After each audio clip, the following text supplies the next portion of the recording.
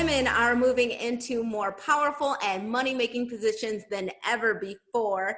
And in 10 years, actually, more than half of Americans' wealth will be held by women. Joining us now is our resident financial whiz, Kyle Winkfield from Finley Alexander Wealth Management, here to share some more information on this trend that I love hearing about. How are you, Kyle? I'm doing well. How are you doing? Great. I love hearing about women making more money, making these power moves, and this is a trend that you've been seeing more of, correct? Correct. And I think we're seeing it play out in the workforce. We're seeing it more visible to our eyes. But let's keep in mind, women for the longest time have been budgeting, planning, and saving money in their households since the beginning of time. So we're starting to see that play out in the workforce. I think it's an awesome thing because I think there's going to be a lot of positive changes that continue on in the workforce because of that. I'm glad that you made that distinction because women have been managing money and budget from the beginning time, as you say, and doing it very well. What we haven't been seeing is the managing of portfolios the same way. But now that has changed, correct?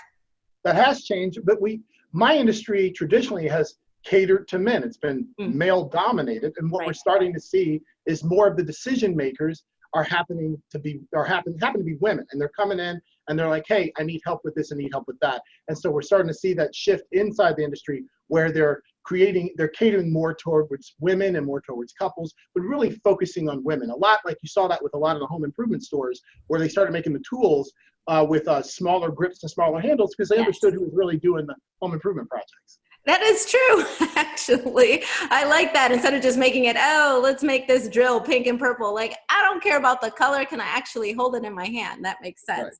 Right. Also, just the timeline. Like, I feel like many women who are watching the show might think, you know what, I'm in that boat. I have not really started with my portfolio, or maybe I have. It's a little smaller than what I hope to be at, I'm middle-aged now. What should they do? Is it too late? Is it right on time? What are the steps to make sure that we as women are financially secure?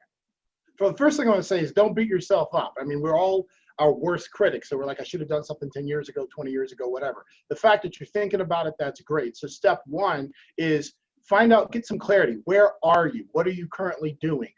How much are you saving? What's in the portfolio before you even start asking that question? And then start to say, if I keep doing what I'm doing, this is step two. If I keep doing what I'm doing, how will it play out when either I become work optional or I scale back on work completely? Those are the two biggest pieces of clarity anyone can have, regardless of gender. And timeline, I mean, back in the day, I think people thought that they just had so much time, when you're starting your first job and your first job's not paying you that much, you're like, oh, I'll save later, I'll invest later. What is the timeline? When should we start thinking about this? And when is it, I don't want to say too late, but when do you have to, I guess, get at it a little bit more aggressively? So first of all, if your first job, you're 21 years old, whatever, that's when you should really start saving. But I think what happens is life's happening. You want to get things done. You hit certain milestones. What we have seen statistically is that most people get around 40, which is the time when they're thinking, okay, I got to start saving because they know 20 years goes pretty quickly. So if you're 40 or over, let's start to get pretty serious and drill down. But it's never too late. Think about it like working out, Elsa. Okay, hey, what the worst workout you can have is the one you skip or don't do. Do something. Something's always better than nothing at all. I like that. Very optimistic. And since I've got a 40th birthday coming up, I'm like, you know what, Kyle? Might have to make that appointment. I feel like a lot of us women are watching and thinking the same thing. Thank you so much for being with us. And then we want to, of course, check you out. So what is the website that we should reach out to, or the phone number? FinleyAlexander.com. You go there, you can find everything you need and want all about us. And if you want to visit with us, you can do that. All right, perfect. Thank you so much. I love these Money Mondays. Learn so much. We'll be right back with more Midday Maryland right after this. Stay tuned.